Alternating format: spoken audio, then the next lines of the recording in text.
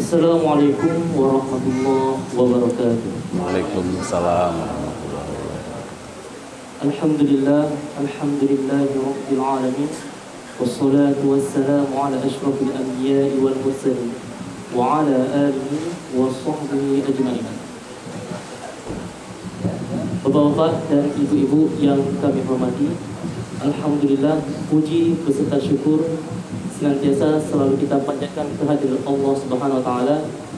Di pagi yang berbahagia kali ini, kami dari pihak sekolah SDIT Luqmanul Hakim mengundang seluruh bapak dan ibu, terkhusus dari wali murid kelas 1 dan kelas 1, 2 dan kelas 3 untuk menghadiri kegiatan rutinitas, yakni kegiatan parenting yang biasanya diadakan di hari Ahad setiap 1 semester sekali.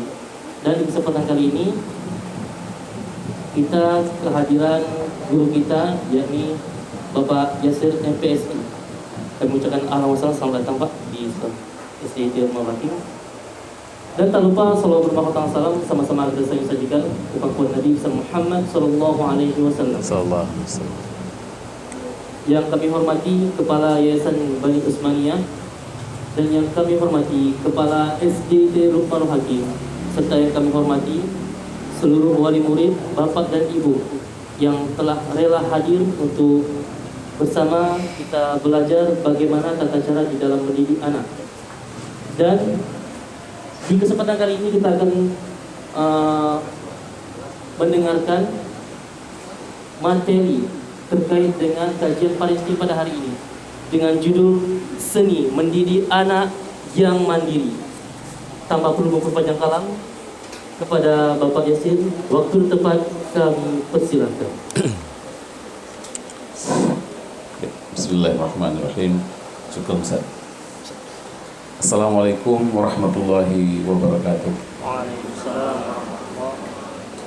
Hamdan wa syukran lillah, salatan wa salaman ala rasulillah wa ala alihi wa sahbihi wa mawalah. Rabbi shrah li sadri wa yassir li amri wahlul 'uqdatam min lisani yafqahu qawli. Puji syukur, mari sama-sama kita ucapkan kepada Allah Subhanahu wa taala selawat, berikan salam. Mari sama-sama kita sajikan ke pangkuan Nabi besar Muhammad sallallahu alaihi wasallam. Yang saya hormati Kepala Yayasan Bani Usmaniyah, Kepala SDIT Luqmanul Hakim, seluruh guru-guru, ustaz-ustazah di SDIT Luqmanul Hakim, seluruh orang tua wali yang telah hadir pada pagi yang berbahagia ini. Masya Allah, ini hari Minggu lagi harusnya enak ngopi ya Pak, enak jalan-jalan, main sama anak, tapi SDIT Luqmanul Hakim malah suruh untuk parenting. Beban tersendiri ya Pak ya, beban tersendiri. Saya tahu, saya pernah juga Pak soalnya.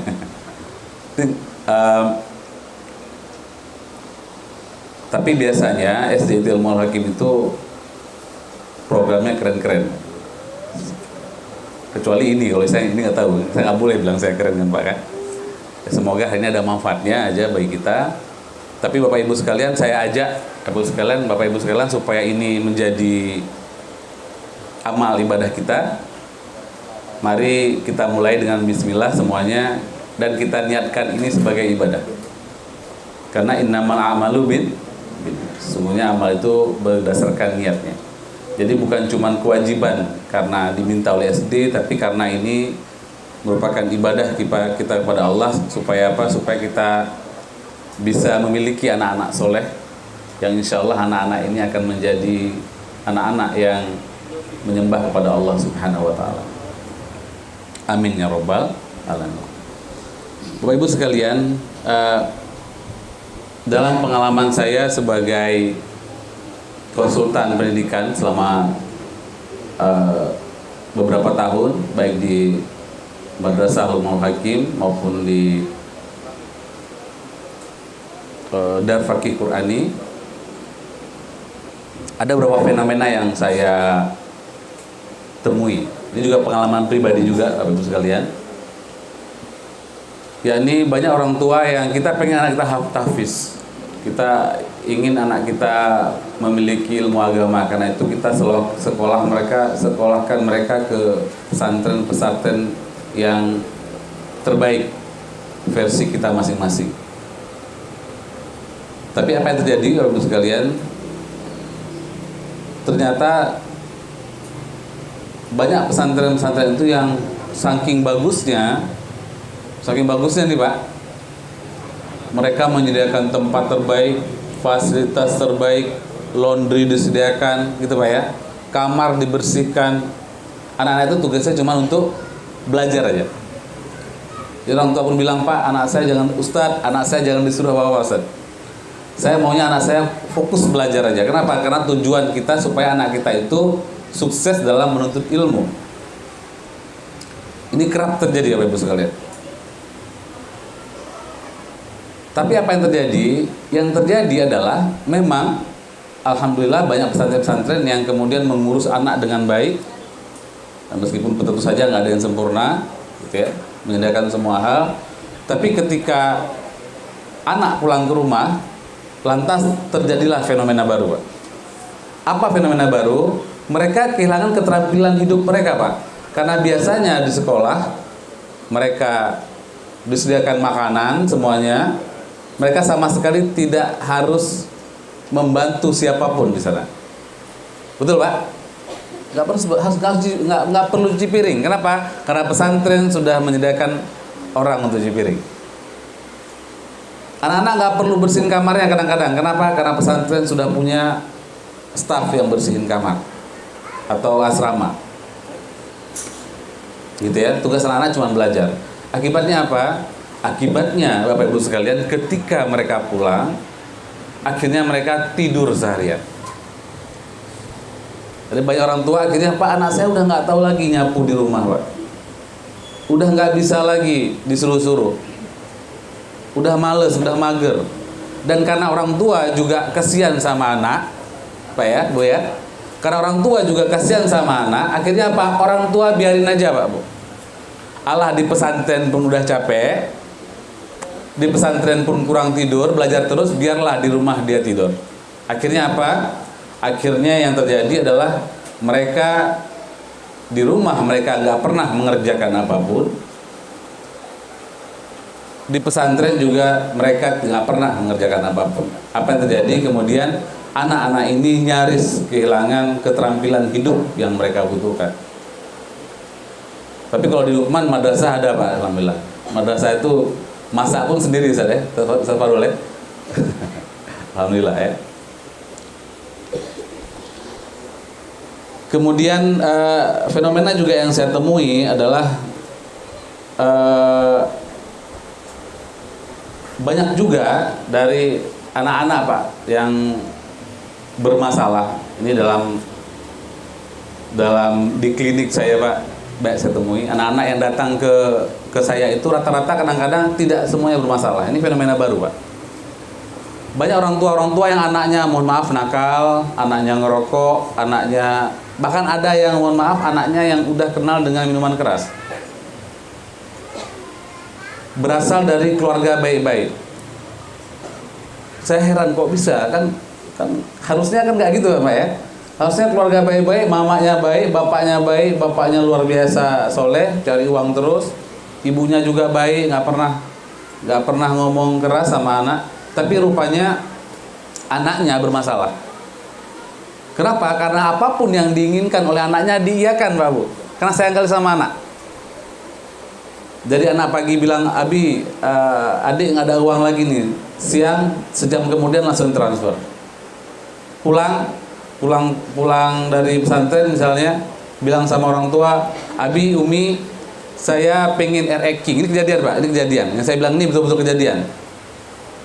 Pak, Umi, Abi, saya pengen RX King. Saya baru mau sekolah lagi kalau dibeliin RX King. Kayaknya RX King pas zaman saya muda emang dulu keren Pak. Rupanya sekarang udah ngetren lagi. Anak-anak udah pengen RX King lagi. Dan orang tuanya membelikan RX King supaya anaknya mau sekolah. Jadi ada orang tua seperti ini yang sangat mendukung apa yang anaknya mau. Orang tua yang lembut dan sangat peduli sama anak. Tapi anaknya ternyata bermasalah. Nanti Bapak Ibu kita lihat di mana apa yang bisa dilakukan, kenapa bisa seperti itu, ya, dan apa langkah-langkah yang perlu kita persiapkan. Kadang Bapak Ibu sekalian, yang saya amati juga di selama saya jadi konsultan, dan kadang-kadang saya sebagai orang tua pun mengalami masalah ini. Ada musuh utama dari pendidikan. Musuh kadang-kadang kesulitan utama dari sekolah itu bukan cuma mendidik anak kita, Bapak Ibu sekalian. Kesulitan dari orang tua dalam mendidik anak kita itu bukan hanya masalah kurikulum, tapi kadang-kadang kesulitan dari sekolah adalah masalah overprotective-nya orang tua. Kadang-kadang anak nggak boleh capek, anak nggak boleh dihukum, anak nggak boleh kena marah segala macam. Sehingga apa? Kadang-kadang akibatnya sekolah nggak optimal dalam mendidik anak-anak kita. Ini yang perlu kita perhatikan. Kemudian yang juga kita amati adalah pada hari ini seringkali orang tua hebat itu kadang-kadang anaknya nggak sebaik orang tuanya. Yang terakhir yang paling sering saya amati lagi adalah fenomena yang disebut dengan lazy minded. Apa itu lazy minded? Lazy minded ini begini Bapak Ibu sekalian, adalah anak-anak yang ada anak-anak yang saking patuhnya sama orang tua, saking disediakannya sama orang tua, saking semuanya diurus sama orang tua, akhirnya mereka nggak mau mikir apa-apa. Ketika beli baju mereka bilang terserah Umi, terserah Abi. Sekilas oke, Pak, sekilas. Mereka pengen sekolah di mana terserah Umi sama Abi. Mereka nggak mau mikir. Semua diserahkan kepada orang tua. Memang mendidiknya mungkin agak, insya Allah lebih mudah daripada anak-anak yang kreatif, ya, daripada anak-anak yang banyak maunya. Tapi ada masalahnya Bapak Ibu sekalian. Anak-anak yang lazy minded seperti ini adalah mereka nggak tahu apa yang harus mereka lakukan untuk hidup mereka. Kapan masalahnya? Kata Bu Eli Risman, masalahnya adalah kapan ketika mereka udah lulus sekolah, Pak. Udah lulus sekolah lantas mereka harus bangun keluarga, mereka harus bekerja, mereka harus memutuskan hidup mereka harus bikin planning hidup mereka. Mulailah mereka tidak punya kemampuan untuk berpikir, tidak punya kemampuan untuk strategi. Disinilah kemudian kita sangat memerlukan anak-anak yang mandiri, Bapak Ibu sekalian. Disinilah kita memerlukan anak-anak yang dari kecil sudah mampu mengurus kehidupan mereka sendiri. Kita iri misalnya kalau ngeliat film Jepang, Pak. Film Jepang itu kita lihat ada banyak video yang kita lihat itu bangun pagi, mereka langsung ambil handuk, langsung mandi, siapkan tas, siapkan buku gitu, Pak ya. Kemudian langsung jalan kaki mereka pergi ke sekolah.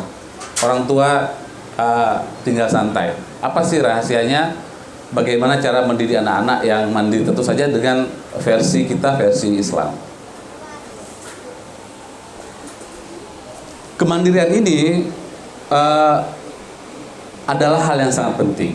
Bahkan bisa disebut kemandirian ini merupakan karakter emas, karakter yang sangat berharga. Kita tahu bahwa emas itu berharga sekali sekarang. Ada sebuah penelitian ini menarik. Salah satu penelitian yang sangat menarik menurut saya karena dilakukan dengan jangka waktu yang sangat panjang. Ada beberapa riset Bapak Ibu sekalian yang dilakukan oleh Harvard. Yang favorit saya ada yang Amy Werner. Kemudian ada juga riset tentang delay gratification sama riset yang ini, riset kemandirian ini. Kenapa menarik Bapak Ibu sekalian? Karena riset ini dilakukan selama 75 tahun. Bayangin Pak, orang ini kenapa mereka hebat-hebat pendidikan mereka? Kenapa mereka hebat-hebat penelitian mereka? Karena mereka niat Pak melakukannya. Bapak Ibu bayangkan, mereka melakukan riset itu 75 tahun. Artinya, mungkin ketika riset selesai yang meneliti pun sudah meninggal mungkin. Diteruskan oleh anak-anak buahnya. Bayangin kalau yang meneliti itu usia 50 tahun. 75 tahun kemudian mereka udah meninggal. Gitu ya. Tapi tetap dilanjutkan oleh peneliti-peneliti yang lain karena mereka punya metodologi penelitian yang bagus. Apa risetnya Bapak Ibu sekalian? Harvard melakukan penelitian. Mereka meneliti dari 700 individu yang punya prestasi tinggi, ya. Mereka meneliti anak-anak lebih dari 700 orang anak, yang anak-anak ini anak-anak pintar, ya. Kemudian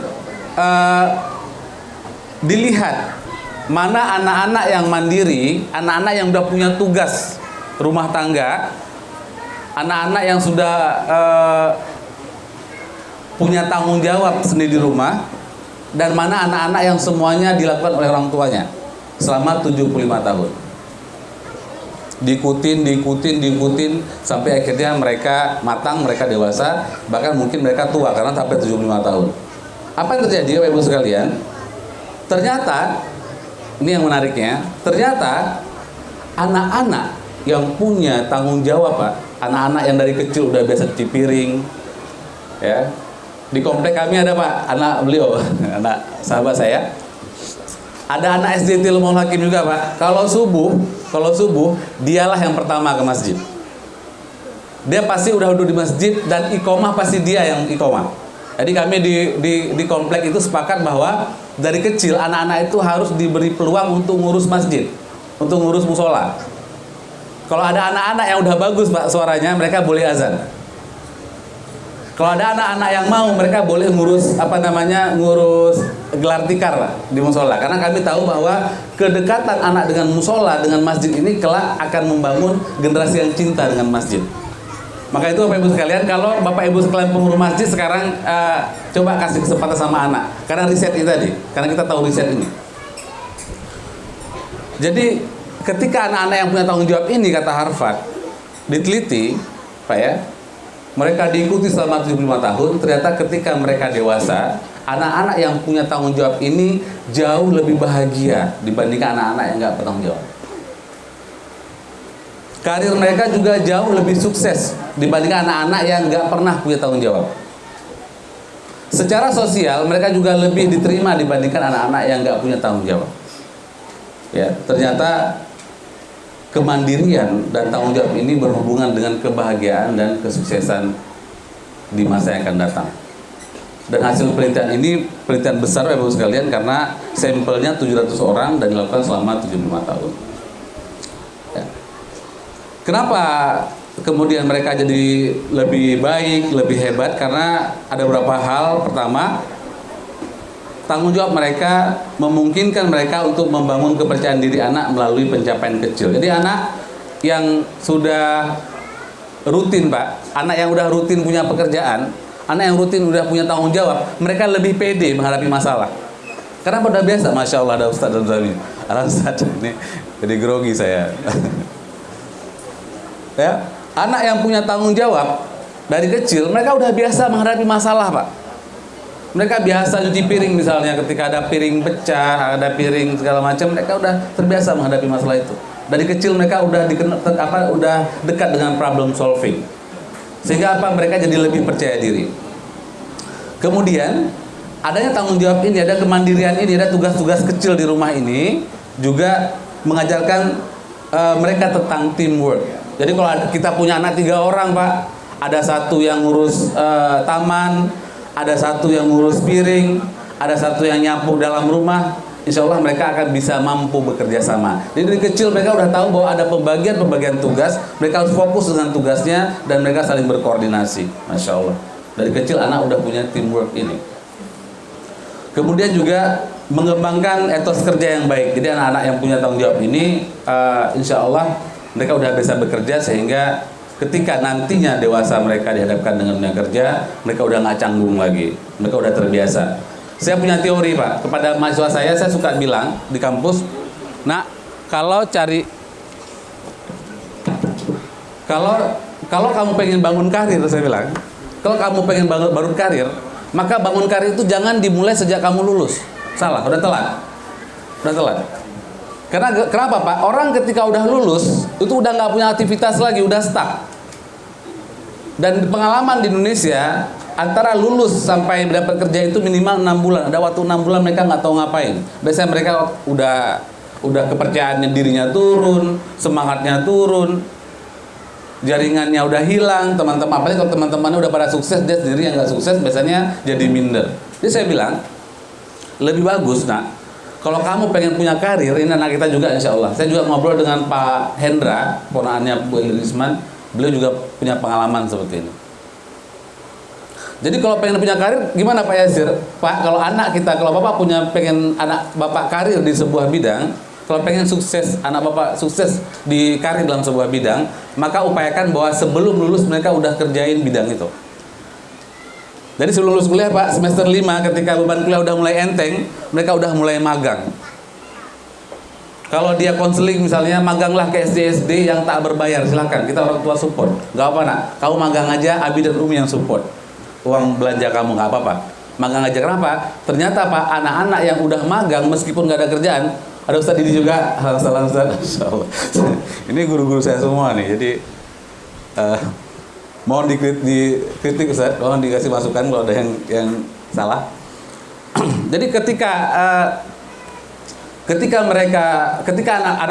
anak kita ini masih kuliah, mereka masih support, masih statusnya masih mahasiswa, mereka masih pede, masih punya jaringan, Mbak.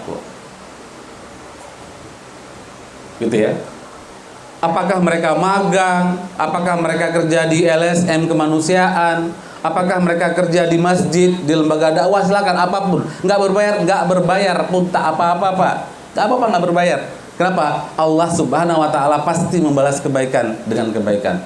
Hal jazaul ihsani ilal ihsan. Apalagi balasan kebaikan selain kebaikan. In ahsantum li anfusikum. Kalau kamu berbuat kebaikan, sungguh kebaikan itu untuk dirimu sendiri. Canangkan pada anak kita. Nggak apa-apa Pak, nggak dibayar. Karena pasti ada kebaikan yang Allah Subhanahu Wa Taala akan berikan kepada kamu. Secara teknis Pak, apa kebaikannya? Mungkin dia nggak dapat uang ketika dia masih magang. Mungkin dapat uang, tapi dia punya jaringan. Betul nggak Pak? Dia punya jaringan. Kalau anak kita akhlaknya bagus, adatnya bagus, dia akan dikenal oleh orang-orang di sekitarnya. Kalau dia magang di masjid sebagai remaja masjid, maka dia akan dikenal oleh ustadz-ustadz di masjid tersebut. Yang ustadz-ustadz ini juga punya jaringan sangat besar. Apalagi para ulama, para ulama itu meskipun mereka nampak tawadhu, rendah hati, tapi jaringan mereka luar biasa. Karena semua kalangan menghormati mereka.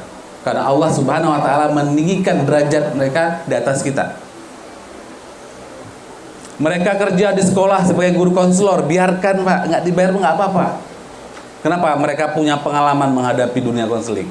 Mereka punya pengalaman menghadapi anak. Mereka punya pengalaman menghadapi kasus-kasus berat sehingga mereka nggak grogi lagi. Ketiga mereka udah punya kesibukan. Nanti ketika mereka lulus kuliah Pak, mereka nggak bingung lagi mau ngapain karena mereka udah punya kesibukan, udah punya rutinitas yang mereka jalani jauh sebelum mereka lulus. Maka anak-anak kita Pak, jangan biarkan anak-anak kita cuman kuliah, pulang. Nanti ketika anak-anak mereka kita kuliah. Jadi ajarkan mereka untuk mandiri. Saya ingat dulu Pak Rendra cerita sama saya. Kebetulan beliau kan langsung keponaannya dari Bu Elisman. Saya lupa keponaan kalau saya nggak salah, atau cucu keponaan. Jadi beliau cerita, ketika dulu Bang Yasir, saya kuliah Bang Yasir, Bu Eli, Mak Tuwo beliau bilang ya, Mak Tuwo saya bilang, Rendra kamu akan saya biayai sampai semester 6.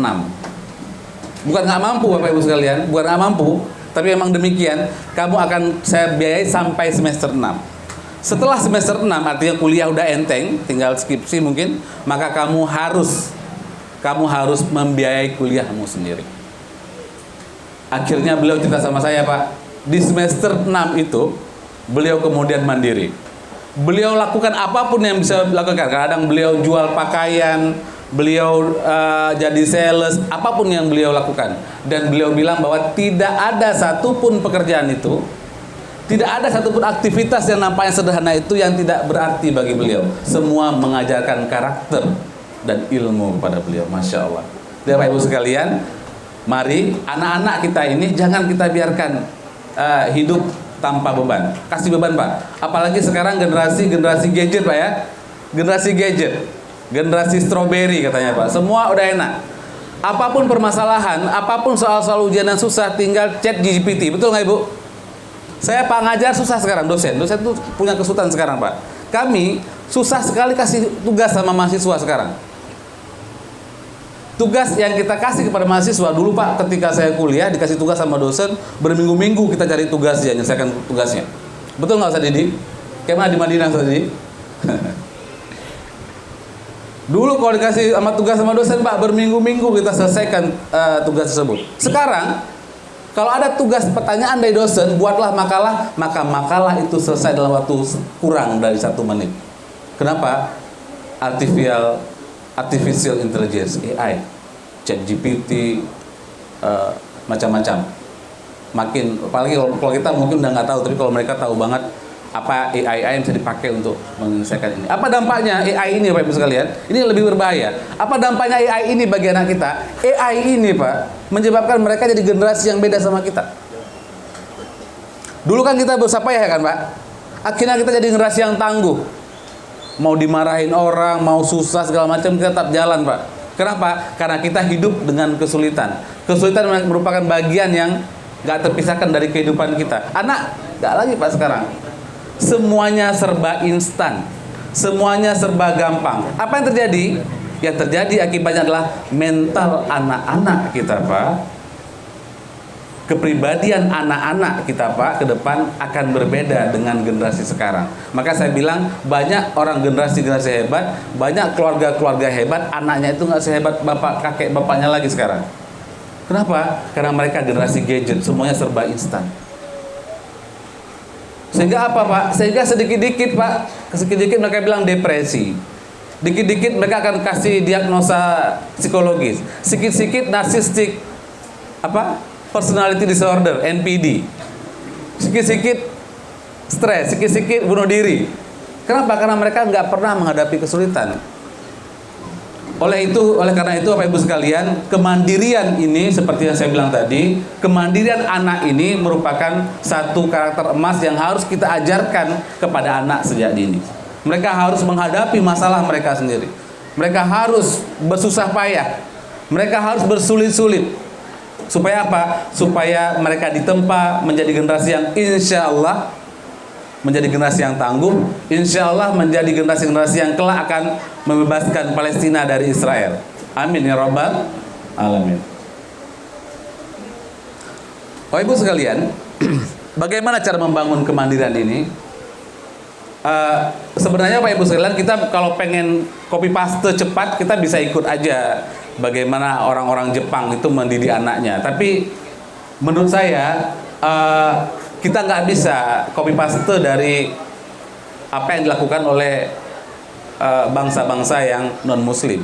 Kita nggak bisa copy paste. Kalaupun kita belajar, tapi tetap ada saringannya. Kenapa?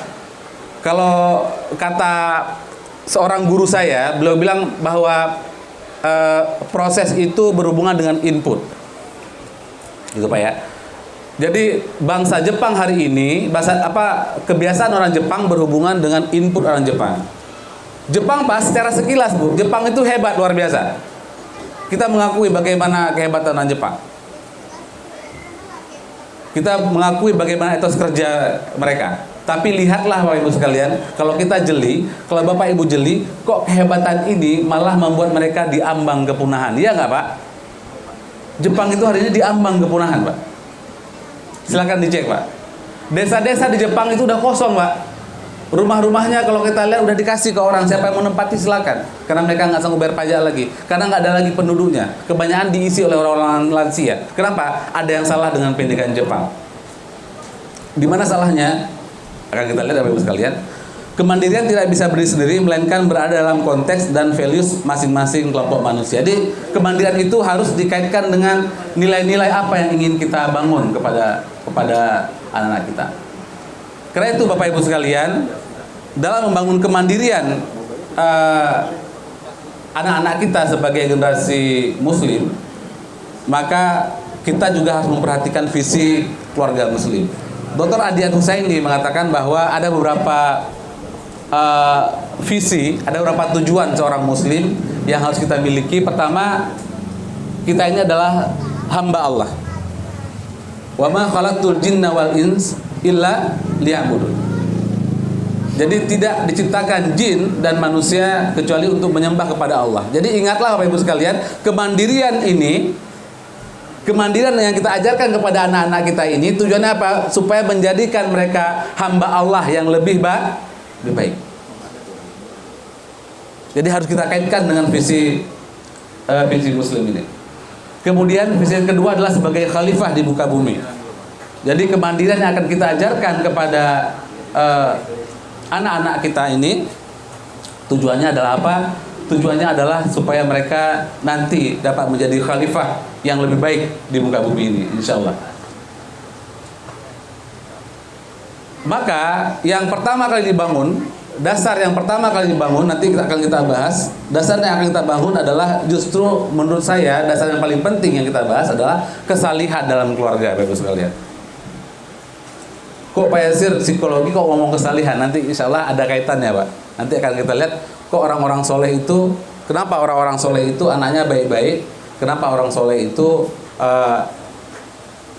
perlu menjadi rujukan kita dalam membahas pembahasan tentang kemandirian ini. Bapak Ibu sekalian, ada sebuah riwayat yang diceritakan oleh Dr. Budi Asari, oleh Ustadz Budi Asari dalam buku beliau Parenting. Beliau menceritakan ada dua orang tokoh, Pak. Ada dua orang tokoh khalifah. Yang pertama Hisham bin Malik, yang kedua Umar bin Abdul Aziz. Hisham bin Malik, beliau termasuk orang tua yang sangat khawatir kepada anaknya. Beliau takut anaknya miskin, ya, seperti kita mungkin. Jadi beliau meninggalkan warisan yang sangat banyak kepada anaknya. Berapa warisan yang ditinggalkan? Hisham bin Malik meninggalkan warisan sebanyak 1 juta dinar, Pak. 1 juta dinar, Pak. Kalau dirupiahkan berapa, Pak Yasir? 1 juta dinar itu kalau dirupiahkan itu lebih kurang 3 triliun, Pak. Masya Allah.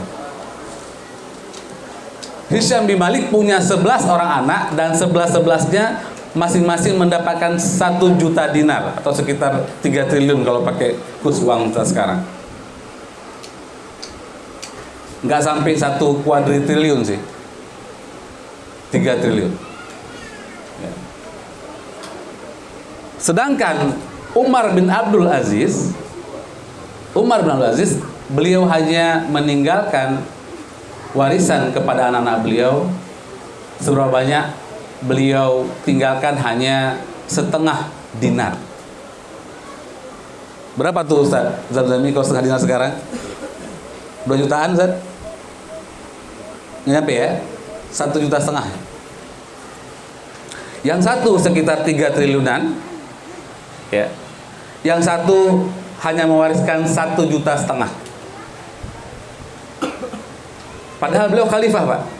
Padahal Umar bin Abdul Aziz ini khalifah. Ini yang kita bilang. Tapi beliau hanya meninggalkan warisan sebanyak setengah dinar kepada anak beliau.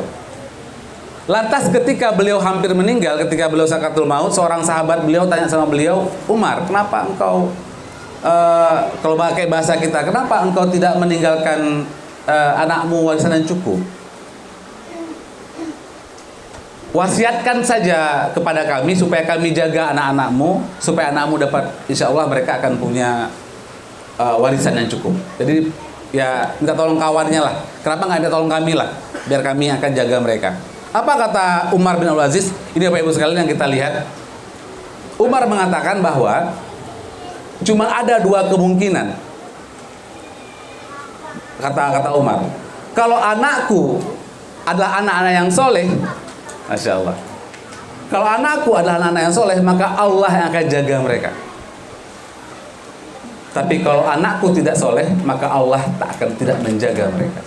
Kira-kira gitu bahasanya. Lantas apa yang terjadi Bapak Ibu sekalian? Yang terjadi Bapak Ibu sekalian, si penulis kisah mengatakan semua anak Hisham bin Malik, Pak. Jadi kalau kita, Pak, kalau kita yang takut anak kita tinggalkan asuransi, bukan tak boleh, tapi jangan berlebih-lebihan. Kita tinggalkan asuransi, kita tinggalkan kripto, uang, tanah segala macam. Ini mirip kayak Hisham bin Malik. Apa yang terjadi? Semua anak-anak yang tadi dikasih warisan 3 triliun itu semua hidup dalam keadaan miskin pada akhir hidup mereka.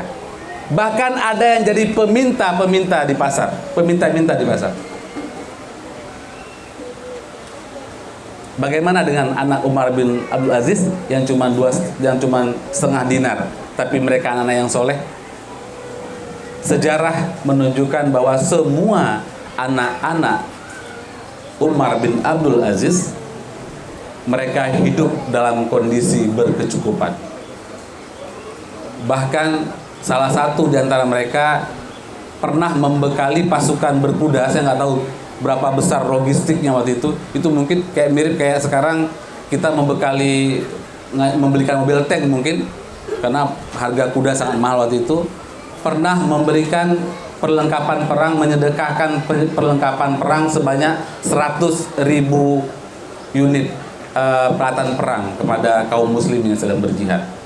Jadi insya Allah kesalehan anak-anak daripada Umar bin Abdul Aziz ini akhirnya membawa mereka menjadi anak-anak yang soleh setelah Umar bin Abdul Aziz wafat. Kebalikannya, ternyata anak-anak yang cuma dititipkan harta saja tapi tidak diwarisi kesolehan, mereka ternyata hanya menjadi statistik saja, hanya menjadi data sejarah saja. Bahkan dikatakan bahwa banyak di antara mereka itu yang hanya jadi peminta-peminta di pasar. Bapak Ibu sekalian, maka saya memasukkan kesolehan ini sebagai, ini Pak nggak ada di standarnya psikologi Pak, karena psikologi nggak bahas tentang kesolehan ini. Psikologi itu ilmu sekuler Pak. Jadi kalau Bapak bilang, Pak Yasir kenapa Pak Yasir bahas tentang kesolehan? Karena saya udah jadi muridnya Ustaz Didi sekarang Pak, muridnya Ustaz Zamzami, maka saya udah belajar sedikit tentang yang kayak gini-gini. Jadi pertama, kalau Bapak dan Ibu pengen punya anak-anak yang baik Pak, pengen punya anak-anak yang soleh Pak, jaga dulu kesolehan kita Pak.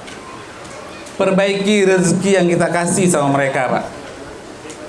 Ketika Allahu Akbar, ambil wudhu, jalan ke sekolah, jalan ke masjid. Anak kita Pak lagi dia main, dia perhatikan. Rupanya abi saya setiap azan berbunyi, beliau langsung datang, langsung bersiap-siap, beliau ke masjid. Anak melihat ini, dan ini nggak perlu disampaikan sama kata-kata Pak. Sehingga Pak, kesolehan orang tua dipelajari oleh anak. Melalui apa? Saya pakai teori psikologi Pak. Atau pakai yang tadi? Baik. Jadi kesolehan orang tua itu dilihat oleh anak. Saya pakai teori psikologi. Ada sebuah teori namanya observational learning. Kita masuk teori psikologi dikit Pak. Apa kata psikologi? Psikologi mengatakan bahwa anak-anak itu belajar dari apa yang mereka lihat Pak. Jadi kita nggak cukup ngomong Pak, nggak cukup ngomong. Nggak cukup kita bilang nak soleh, nak ke masjid, nak, tapi kita tak sholat. Jangan harap Pak. Jangan harap Bu. Anak-anak itu belajar dengan melihat apa yang kita lakukan. Observational learning. Kalau Bapak tertarik, silakan Pak Google, silakan cek ChatGPT, baca tentang observational learning. Dalam observational learning dikatakan bahwa anak-anak kita, manusia itu belajar dari apa yang mereka lihat. Karena itu kalau pengen mengajarkan sesuatu kepada anak, lakukan. Jadikan model Pak. Jadi modelnya. Kalau kita Pak pengen jadi punya anak kita rajin sedekah, rajinlah bersedekah. Kalau kita Pak pengen anak kita soft spoken, ngomongnya lembut, maka kita juga berbicara dengan bahasa yang lembut. Kalau kita Pak pengen anak kita menjadi anak mandiri, kita pun harus menunjukkan kemandirian kita. Di rumah Pak jangan segan-segan pegang sapu meskipun kita punya pembantu. Di rumah Pak jangan segan-segan cuci piring bantu istri meskipun ada pembantu di rumah. Apalagi kalau hari libur, hari Minggu misalnya. Dan pembantu Pak, kita kadang-kadang kejam kali sama pembantu di Indonesia nih Pak. Kadang-kadang pembantu kita kerja 30 hari sebulan, sehingga mereka nggak punya waktu untuk keluarganya. Padahal dia juga punya anak. Maka Bapak sekalian, beri pembantu kita 1 hari libur Pak, hari Minggu libur. Jangan pembantu itu kerja 30 hari sebulan, zalim kita Pak. Rusak mental orang Pak. Kasih mereka libur 1 hari. Nah ketika libur itu praktekkan kemandirian ini. tunjukkan bahwa kita bantu istri, yang istri juga gitu, bantuin bikin tempat tidur segala macam. Jadi kita tunjukkan kepada anak-anak bahwa kita juga bisa melakukan tugas-tugas yang selama ini dilaksanakan oleh pembantu di rumah. Cuman kita sibuk, kita kerja. Jadi selama ini kita nggak bisa kerjain, dibantu oleh mbak-mbak di rumah. Kenapa? Karena kita sibuk bekerja. Tapi ketika kita nggak sibuk bekerja, kita juga bisa laksanakan tugas itu. Jadi pertama apa? Kesolehan itu. Kesolehan itu menjadi model, Bapak Ibu sekalian. Kita lihat bahwa dalam surat Al-Kahfi ayat 82, ini mohon koreksi daripada guru-guru saya. Ada sebuah penjelasan tentang kenapa Nabi Khidir. Ini luar biasa, Bu. Ini jaminan, ini asuransi, Bu ya. Ini asuransi versi Al-Quran. Asuransi versi Al-Quran yang saya bilang ke Bapak Ibu sekalian. Ada sebuah bangunan yang udah rusak, Pak, Bu. Bangunan udah rusak. Udah hancur bangunannya. Oleh Nabi Khidir, bangunan tersebut dibangun kembali. Nggak ada yang suruh, tiba-tiba kok bangun kembali. Nabi Musa alaihissalam, beliau bingung kenapa dibangun lagi, padahal nggak ada orang yang upah, nggak ada orangnya. Akhirnya pada ayat 82 surah Al-Kahfi, dijelaskan kemudian apa rahasianya. Ini Pak, asuransi bagi kita, Pak. Apa asuransinya? Nabi Khidir menjelaskan bahwa bangunan itu milik yatimain, 2 orang anak yatim.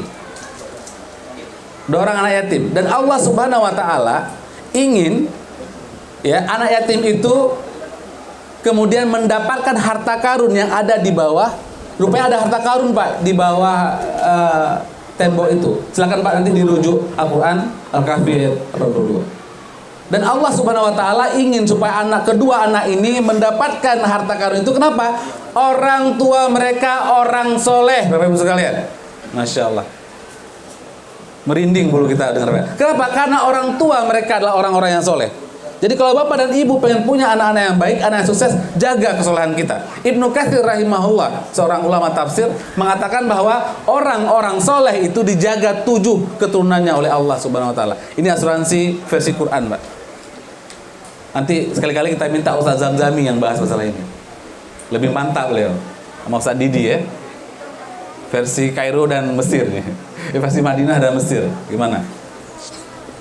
Jadi Bapak Ibu sekalian, kalau pengen punya anak yang soleh, pengen punya anak baik, jaga kesolehan kita, Pak. Jangan mimpi kita punya anak-anak yang soleh kalau kita tidak lakukan. Kita bilang nak sholat ke masjid, kita tak pernah sholat ke masjid, Pak. Kita di rumah terus, kita masbuk terus. Bagaimana dia mau ini, Pak? Bagaimana dia mau semangat? Ada sebuah penelitian yang ditulis oleh James Clear dalam buku populer Atomic Habit. Dia bilang bahwa ada 11 juta, Pak. Saya ulang lagi, Bu. Ada 11 juta saraf panca indera manusia. Ada berapa, Pak? Ada berapa? Saya ngetes supaya nggak ngantuk, Pak. Bapak kata. Ada 11 juta saraf panca indera. Ini panca indera aja, Bu ya, Pak. Nggak asli yang lain miliaran.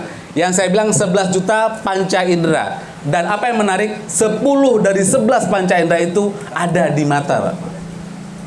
Jadi mata ini sangat kuat belajarnya. Mata ini sangat penting dari panca indera kita. Karena 10 dari 11 saraf itu ada di mata. Jadi kalau kita pengen melakukan sesuatu, contohkanlah kepada anak-anak kita. Jaga kesolehan kita sehingga apa? Anak-anak kita melihat kemandirian kita, melihat kesolehan kita. Kenapa? Sehingga apa? Sehingga terpupuk dalam dirinya, terbentuklah karakter-karakter yang ingin kita ajarkan tanpa perlu ngomong, Pak. Tanpa perlu ngomong dia udah belajar, Pak. Dia lihat, dia resapi, dia percaya, mempengaruhi beliefnya. Kalau kata orang sosiologi, ideologi itu diturunkan dari orang tua kepada anak. Kenapa? Observational learning. Nanti kita akan bahas beberapa teori lain yang terkait psikologi belajar yang Bapak dan Ibu bisa praktekkan langsung di rumah. Saya nggak banyak-banyak ngajarin teori psikologi, nggak banyak-banyak sharing psikologi, tapi beberapa aja yang insya Allah tapi bisa diterapkan di rumah. Nanti pulang ke rumah langsung ada PR yang bisa Bapak kerjakan. Silakan. Yang kedua, Bapak Ibu sekalian, sampai jam berapa Ustaz? Jam 10 Ustaz. Oh jam 10, berarti kita percepat Ustaz ya. Baik.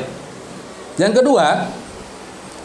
kedua, ketiga dan keempat, saya pakai teori parenting dari tokoh yang paling terkenal dalam parenting, namanya Baumrind. Baumrind yang pertama kali ngomongin parenting, Bapak Ibu sekalian. Kata Baumrind, parenting itu ada 3 unsurnya. Pertama dia bilang, yang pertama adalah kasih sayang atau kehangatan. Ini pondasi, Pak. Dari kasih sayang atau kehangatan itu pondasi daripada kepribadian anak. Kalau kita pengen punya anak yang baik, Pak, kalau kita pengen anak yang soleh, Pak, bangun dulu kasih sayangnya. Jangan buru-buru ngomongin disiplin. Jangan buru-buru ngomongin disiplin. Kalau ada orang tua tanya ke saya, Pak Yasir, bagaimana mendisiplinkan anak? Saya bilang, Bu, jangan buru-buru kedisiplinan, Bu. Anak ibu udah deket nggak secara emosionalnya sama ibu? Kalau kita terlalu menekankan disiplin, tapi anaknya nggak dekat sama kita, percayalah, Pak, maka anak akan menganggap kita otoriter. Jadi supaya bisa menegakkan disiplin dengan baik, apa? Saya pakai pilar yang kedua, yaitu bangun dulu kehangatan, kasih sayang. Cukupkan komunikasi. Sering dipeluk, Pak, sering digendong. Yang laki-laki digendong di pundak gitu ya, main kuda-kudaan, kita gendong sana, gendong sini. Kata riset, anak-anak yang sering digendong itu, ini riset dilakukan di Afrika, Pak. Ada 2 suku Afrika, satu suku yang suka bawa anaknya, satu lagi suku yang meninggalkan anaknya di rumah. Penelitian menunjukkan anak-anak yang sering dibawa oleh mamanya tadi, mereka jadi anak yang tidak agresif. Sementara anak-anak yang sering ditinggal di rumah aja, mereka jadi anak yang agresif. Ternyata ada hubungan secara neurologis antara kedekatan orang tua, antara gendong-gendong tadi, sayang-sayang tadi, dengan apa? Dengan kepribadian mereka. Kasih sayang, Pak. Tapi ini waktunya singkat, saya nggak akan bahas terlalu dalam. Insya Allah lain kali, Bapak Ibu sekalian, jika ada waktu. Kasih sayang ini merupakan pondasi dasar dari kepribadian anak. Mereka yang tidak pernah mencintai, tidak dicintai. Dan anak-anak yang nggak pernah dicintai, nggak akan mampu mencintai, Pak. Saya ulang lagi, Pak. Anak-anak yang nggak pernah dicintai, mereka nggak mampu mencintai. Kenapa? Mereka nggak tahu caranya. Mereka nggak punya kasih sayang yang cukup. Mereka nggak punya mekanisme sarafnya. Jadi kalau pengen punya anak yang penuh kasih sayang, maka cintai mereka dengan baik. Bangun kasih sayang.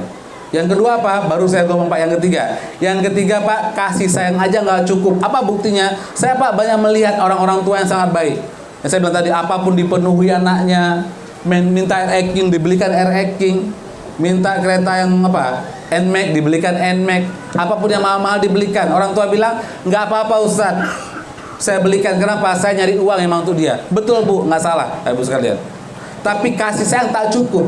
Karena anak yang cuma dapat kasih sayang tanpa disiplin, maka mereka akan menjadi anak yang nggak kenal aturan. Semua dipenuhi, semua boleh. Akhirnya apa? Maunya dia aja, semua harus ada. Jadilah anak-anak mirip seperti, mohon maaf, anak-anak yang diwarisin 1 juta dinar tadi. Sehingga apa? Diperlukan disiplin, Pak. Jadi setelah kasih sayang cukup, tapi cek, Pak Ibu ya, ini udah cukup belum kasih sayang, Pak Yasir? Kayak mana cara ceknya, Pak Yasir, supaya kita tahu bahwa anak kita udah cukup sayangnya? Saya kasih, Bu, Pak, saya kasih caranya. Toolsnya ada 2. Pertama, kata Ainsworth, yang ngomongin tentang attachment theory. Dia bilang bahwa anak-anak yang dekat dengan orang tuanya, yang emosional dekat sama orang tuanya, mereka akan kehilangan ketika orang tuanya pergi. Betul ya? Jadi kalau misalnya Ustaz dan Ali pergi, nak, Abi mau pergi, ala Abi, ngapain pergi, Bi, jangan pergi, Bi. Iya, bos Abi bilang Abi harus pergi, ala biar aja. Untuk apa bos-bos itu? Keluar aja dari tempat kerja. Good. Kasihnya cukup, dia kehilangan, dia nggak mau jauh-jauh sama uminya. Tapi bayangin Umi, bayangin Bu, Ibu bilang sama anak, nah, Umi mau pergi ke Banda Aceh, mah asik. Berapa lama Mi? Sebulan. Kok sebulan Mi? Kenapa nggak 2 bulan aja? Itu masalah. Tadi kata Ainsworth, orang-orang, anak-anak yang dekat sama kita, mereka akan takut berpisah dengan kita. Pas kerja dia lari, Mi, jangan kerja hari ini. Just go. Bagus. This great. Bahkan nggak apa-apa, itu bagus sekali. Tinggal kita peluk, kita cium, boleh, nak. Tapi Abi cari rezeki, nanti kalau udah pulang, nah, kan Abi beliin Hot Wheel tuh adik. Supaya nanti bulan depan kita bisa kolam renang, nak. Bisa macam-macam lah. Supaya bisa kita pergi, nanti kita umroh bareng Ustaz Didi. Masya Allah. Macam-macam. Jadi sehingga anak itu berpisah. Yang kedua, Bapak Ibu sekalian, tools yang kedua adalah anak-anak yang dekat sama kita, Pak, mereka suka kita pegang, suka kita peluk, suka kita cium. Karena kedekatan fisik itu mengandaikan kedekatan psikologis. Cek aja, Pak, Bapak Ibu sekalian, ibu kalau lagi pas dengan bapak, enak nggak kalau misalnya dipegang tangannya oleh bapak? Tapi kalau bapak misalnya lagi nggak penuhi janji, atau bapak lagi mengingkari janji sama ibu, Kira-kira nyaman nggak kalau dipegang? Cek aja ini ibu, nggak usah jawab, dalam hati aja bu, dalam hati aja. Itu kalau jawab saya kena marah sama bapaknya nanti. Ya bu ya, cek aja dalam hati. Atau misalnya ibu curiga bapak nih sering komunikasi dengan perempuan lain kayak mana, mau nggak dipegang sama bapak? Jangan dipegang, ketemu aja males ya kan bu? Betul bu? Sama bu, sama pak. Anak juga kayak gitu pak. Kalau dia dekat sama kita, dia sayang sama kita, dia oke sama kita, maka dia enak kita peluk, dia enak kita cium, dia enak kita gendong-gendong dan sebagainya. Jadi dua tools itu pak untuk sayang. Yang terakhir bapak ibu sekalian, karena waktu terbatas, adalah kemandirian. Ini akan jadi topik utama kita. Kata Bang Omrin, yang paling penting setelah kasih sayang dan kemudian kemandirian adalah, kasih sayang dan disiplin adalah kemandirian. Bagaimana cara membangun kemandirian? Oke, ini udah teknis Bapak Ibu sekalian, karena waktu kita terbatas. Erikson mengatakan bahwa secara alamiah, secara bawaan, memang anak itu pingin punya keinginan untuk mandiri. Apa buktinya? Pas usia kira-kira 2,5 sampai 3 tahun pak, kalau kita mandiri mereka pengen pakai baju sendiri. Betul bu? Betul pak? Mereka mulai pengen mandiri, mereka nggak mau digendong lagi, mereka pengen jalan sendiri pak. Biarkan pak, biarkan, kasih mereka kemandirian. Mereka pengen pakai baju sendiri pak, meskipun kebalik kiri kanan kiri, biarin, nggak apa-apa, biar aja. Nanti kita lurusin ketika udah harus dilurusin. Tapi biar aja, kenapa? Ternyata anak itu udah punya rasa otonomi. Versus malu dan ragu, shame and doubt kalau bahasa aslinya. Dia bilang kalau dia nggak berhasil otonomi, kalau kita terlalu mengekang mereka, maka anak akan tumbuh jadi malu dan ragu. Bapak Ibu sekalian, saya dulu nggak tertarik sama teori ini, tapi kok pas Bapak Ibu sekalian, kok cocok rasanya. Ini teori besar dalam psikologi. Ternyata anak-anak yang dari kecil nggak dibuat mandiri, mereka akan jadi orang yang malu dan ragu-ragu. Jadi biarkan mereka. Kemudian kata Bang Omrin punya sebuah tips bagaimana cara menumbuhkan kemandirian pada anak, yaitu kalau anak kecil pak, anak sudah mampu melakukan sesuatu bu sendiri, maka jangan bantu mereka pak, bu. Ketika anak sudah bisa minum sendiri, biarkan dia ambil air, dia minum. Ketika anak udah bisa ambil baju kotor, masukin ke dalam mesin cuci, biarkan mereka ambil baju, masukin dalam mesin cuci, jangan dibantu. Ketika mereka sudah bisa pakai sepatu sendiri pak, jangan dibantu pakai sepatu mereka, kata Bang Omrin. Biarkan anak melakukan sesuatu yang sudah mampu lakukan. Karena kalau kita melakukan semua untuk mereka belajar akhirnya apa? Dunia ini enak. Mereka belajar bahwa mereka nggak bisa, bahwa mereka lemah. Jadi biarkan mereka melakukan apapun yang mereka sudah mampu. Jangan dibantu pak. Walaupun pak kita kasihan melihatnya, tapi nggak apa-apa karena itu buat mereka juga pak. Sesungguhnya dalam merasa sakit itu, sesungguhnya dalam kesulitan itu ada pendidikan yang penting buat mereka. Kemudian biarkan anak menghadapi rasa sakit sendiri sewajarnya. Pas lari pak, lari sapok jatuh, betul pak ya? 2-3 tahun pak ya?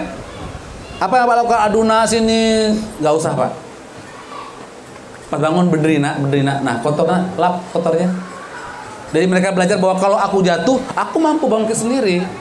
Aku nggak harus dibantu oleh orang tuaku. Aku bisa kok, sakit itu ada sakit tapi wajar, nggak apa-apa kok, sembuh sendiri. Mereka belajar. Maka dalam skema kognitif mereka, kalau kata Piaget, Jean Piaget, tokoh kognitif, akan terjadi apa? Terbangun sebuah struktur baru di otak mereka. Oke, kemudian biarkan anak mengalami kegagalan dan menyelesaikan tugas yang sendiri. Jadi anak itu kalau kita selesai tugas dan dia gagal, nggak apa-apa nak, gagal. Lakukan lagi, nggak apa-apa. Abi nggak marah kok, Umi nggak marah. Nggak apa-apa kok, gagal itu biasa. Kalau kita kerja rajin, karena kita usaha, insya Allah berhasil sendiri. Biarkan aja, nggak apa-apa. Jangan dibantu, sekalian. Kemudian yang terakhir adalah berikan tanggung jawab pada anak sesuai usia. Bapak Ibu sekalian, saya bikin tabelnya Bapak Ibu sekalian. Nanti kalau Bapak Ibu kira-kira mau, silakan materinya diminta kepada panitia. Ini contoh tahapan-tahapan bagaimana tanggung jawab ini bisa kita kasih kepada anak. Usia 3 tahun, dari kecil Bapak Ibu sekalian, anak-anak ini mirip seperti penelitian Harvard tadi, maka saya ngomong penelitian Harvard tadi. Dari usia 2 sampai 3 tahun, karena kata Erikson, 1,5 sampai 3 tahun anak itu udah otonom memang ada teorinya, ada penelitiannya, ada prakteknya, maka kita udah mulai kasih tugas sama mereka. 2 sampai 3 tahun kita kasih tugas kecil apa? merapikan mainan setelah bermain. Jadi dia wajib setelah main dia rapikan mainannya. Dia belajar bahwa kalau saya main berarti saya tahu jawab mainan saya. Kemudian dia membuang sampah kecil ke tempatnya. Ketika ada kotor dia pakai tisu. Terus dia bilang, Umi, Abi tisu. Jangan nak, ambil tisunya, buang ke tempatnya. Kecil Pak, tapi buat mereka itu hal yang besar. Ya. Kemudian membantu memilih pakaian. Nah ini juga penting Pak, supaya mereka nggak lazy main, supaya mereka nggak semua kasih ke kita. Dari kecil kita udah kasih pilihan. Kalau ke toko Pak, kalau ke toko, kemudian Bapak Ibu lihat baju, Bapak suruh pilih sama dia. Nah, kakak suka baju yang mana nak?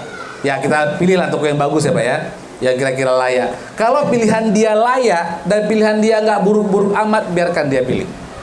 Jadi anak boleh memilih pakaiannya sendiri. Kenapa? Mereka belajar bertanggung jawab dengan pilihan-pilihannya. Oke, kemudian 4-5 tahun membereskan tempat tidur dengan bantuan, kita masih bantu, ya kita masih bantu, tapi mereka mulai belajar. Kemudian menaruh piring kotor ke wastafel dan membantu menyediakan tanaman. Usia 6-7 tahun membersihkan tempat tidur sendiri, menyiapkan tas sekolah dan memberikan makan hewan. Jadi ada beberapa hal. Kemudian usia 8-9 tahun menyapu atau mengelap meja makan, membuat bekal sederhana, misalnya roti lapis. Ya, roti kasih selai gitu. Kemudian menjaga kebersihan kamar tidur.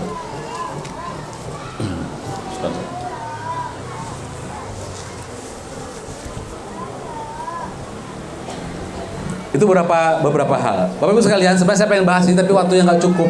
Satu aja Bapak Ibu sekalian, yang terakhir aja adalah ketika anak sudah berhasil melakukan ini, jangan cuma dibiarkan, tapi kasih mereka penghargaan. Yang paling baik Bapak Ibu sekalian, kalau Bapak Ibu mau coba di rumah, ini tips psikologis saja. Nanti Bapak Ibu sekalian buat stiker, buat bintang, digunting aja bintang, buat bukunya. Kalau dia udah berhasil, misalnya 1 harian melaksanakan tugas-tugas yang kita bilang tadi, kasih 1 bintang. Jangan kasih hadiah mahal Pak, jangan kasih hadiah langsung, apalagi yang mahal. Kalau kita suka kasih hadiah mahal sama anak-anak kita Pak, kalau kita sering kasih hadiah mahal Bu sama anak kita, maka mereka nggak mau lagi yang murah-murah. Jadi kalau kasih hadiah Pak, yang murah-murah aja. Kalau pengen mahal gimana Pak? Kalau dia pengen hadiah mahal, maka kita ajak menabung. Jadi dia belajar sama keinginannya dia sendiri. Kita ajak dia menabung. Lantas dapat 1 bintang.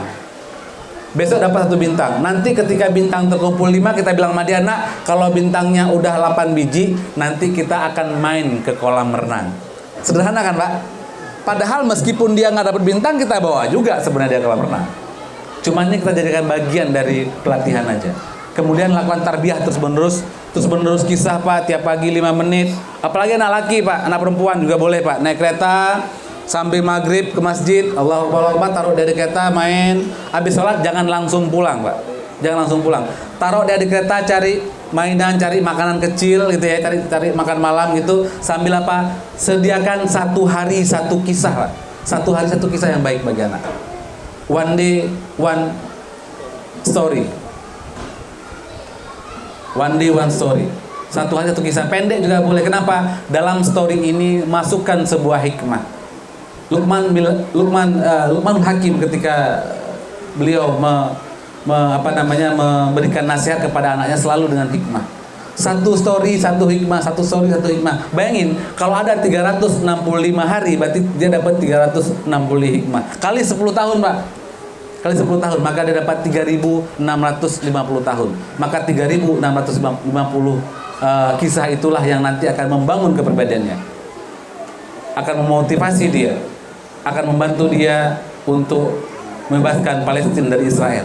Amin ya rabbal alamin. Demikian yang dapat saya sampaikan. Karena waktu terbatas, saya mohon maaf jika ada kekurangan, ada hal-hal yang mungkin tidak pada tempatnya, atau ada hadis atau ayat yang saya bacakan tidak sesuai dengan tafsirnya, saya mohon maaf. Saya akhiri dengan hadanallahu wa iyyakum ajmain. Wabillahi taufiq wal hidayah. Wassalamualaikum warahmatullahi wabarakatuh.